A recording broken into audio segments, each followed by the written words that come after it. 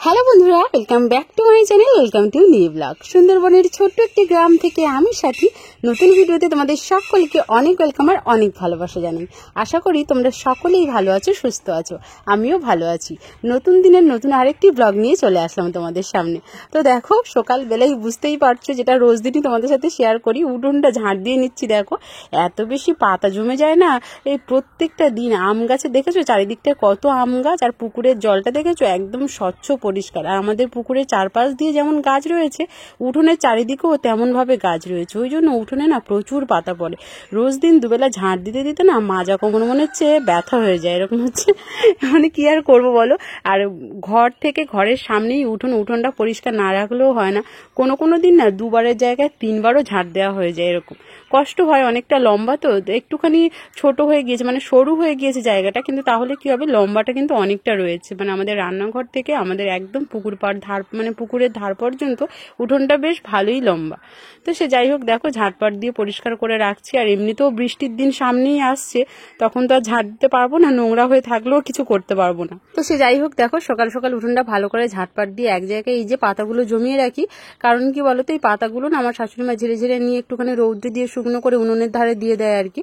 আর তারপরে নিচে যে নোংরাগুলো থাকে ওগুলো ঝুড়িতে করে তুলে একদম রাস্তার পাশে ফেলে দিয়ে আসে। তো ওই জন্য প্রত্যেক দিনে নোংরা তো তুলে আর ফেলে দেওয়া সম্ভব নয়। প্রত্যেক দিনে নোংরা তুলে আবার রাস্তার ধারে গিয়ে ফেলে দেওয়া অনেকটা চাপের আর কি।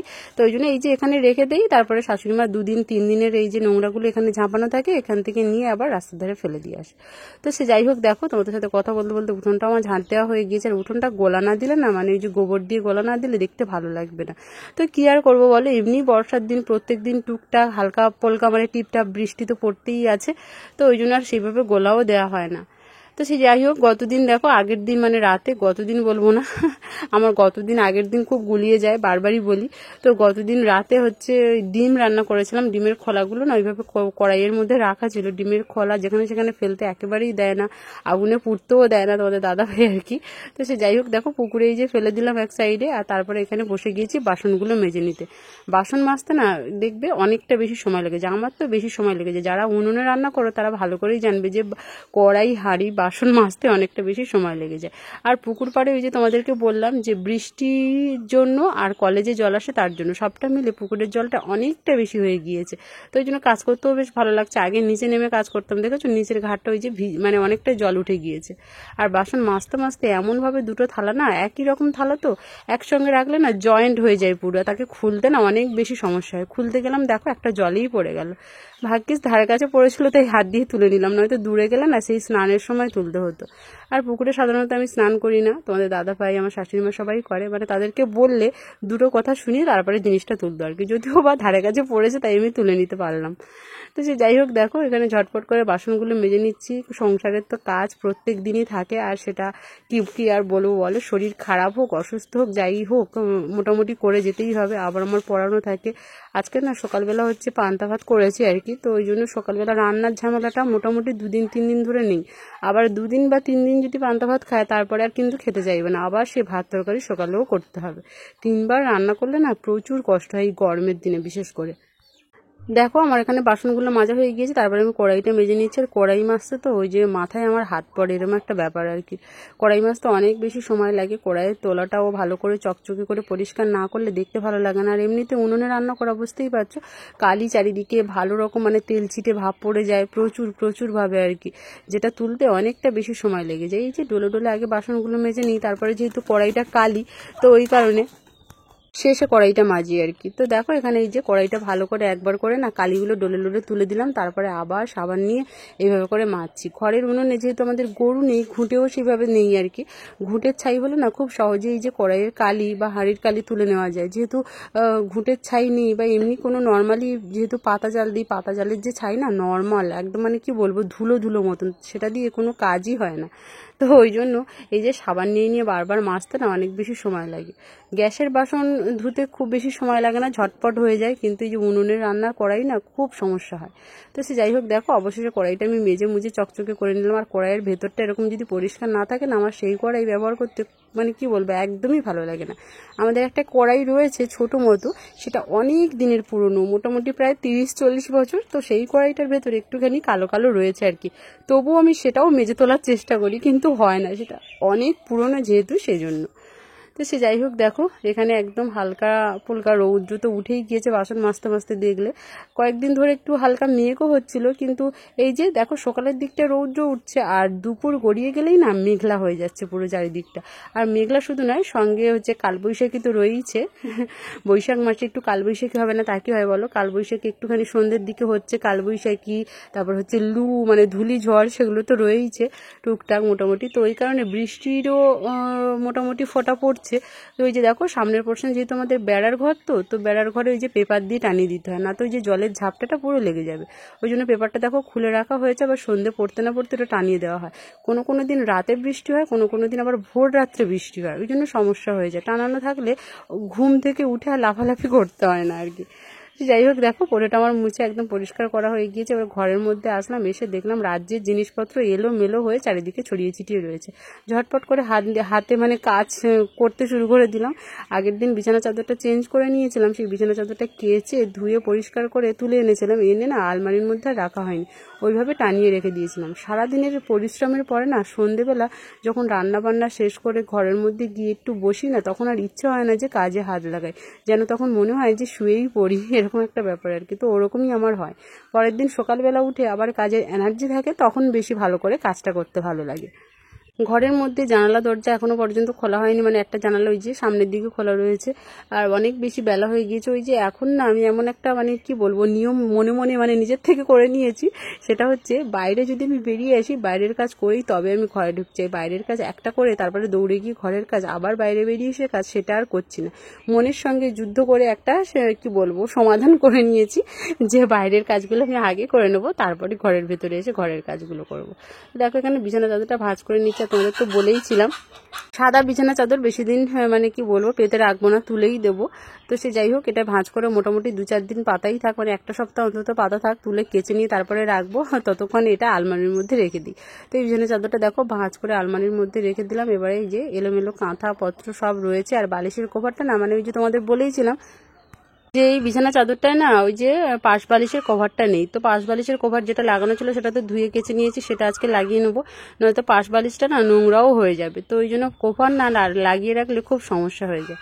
আর দেখো আমার নাইটিতে দেখতে পাচ্ছ তোমরা, কারণ এই নাইটিটা না সামনের দিকটা পেছনে গিয়েছে, আজকে পেছনের দিকটা সামনে গিয়েছে, কারণ একই রকম নাইটিগুলো না এরকমই সমস্যা হয়, মানে দুদিকে যেদিকটা সমান সেদিকটা এরকম সমস্যা হয়।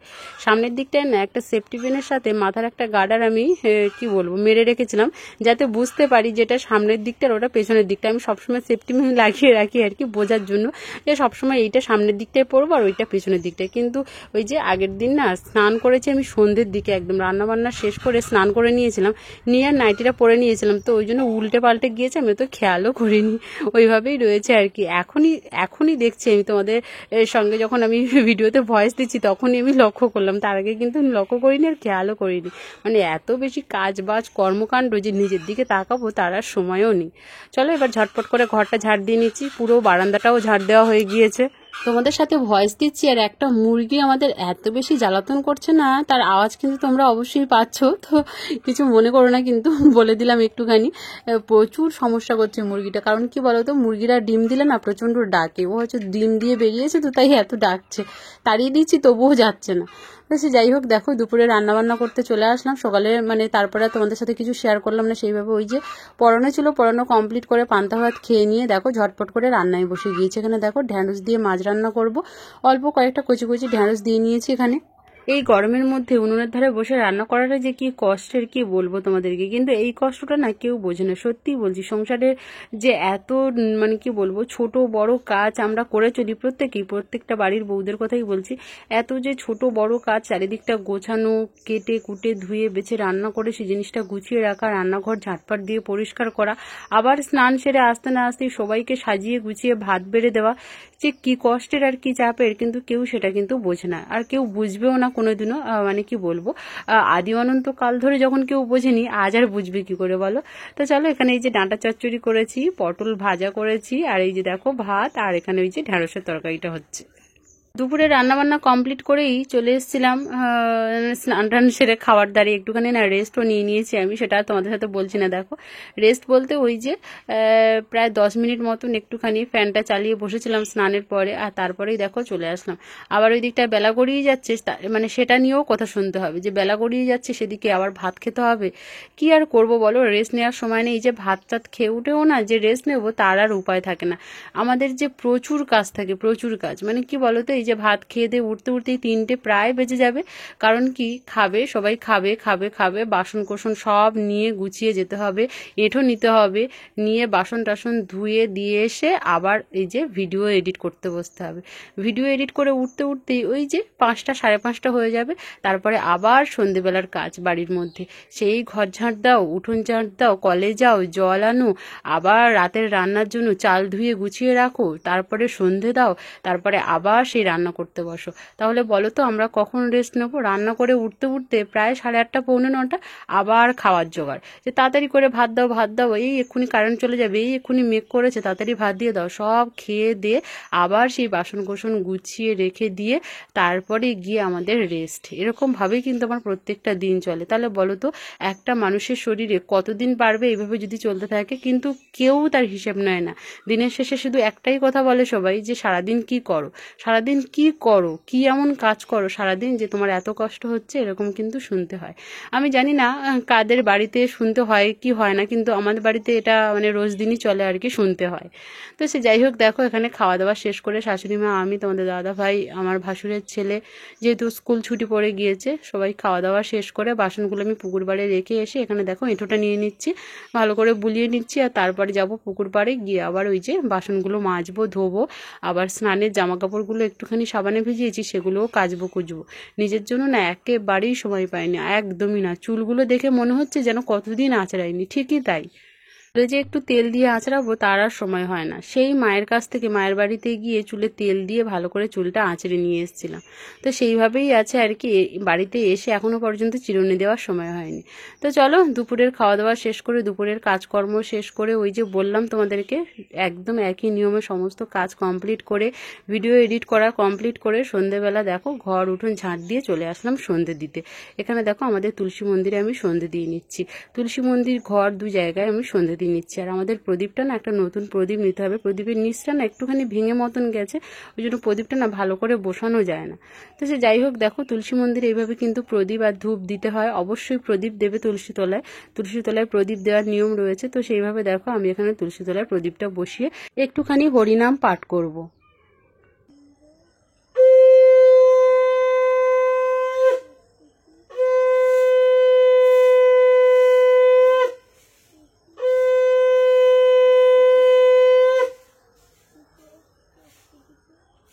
তো চলো বন্ধুরা, আজকের ভিডিওটা এতটুকুই। আজকের ভিডিও ভালো লাগলে অবশ্যই লাইক কমেন্ট শেয়ার করো। সকলে ভালো থেকো, সুস্থ থেকো, বাই।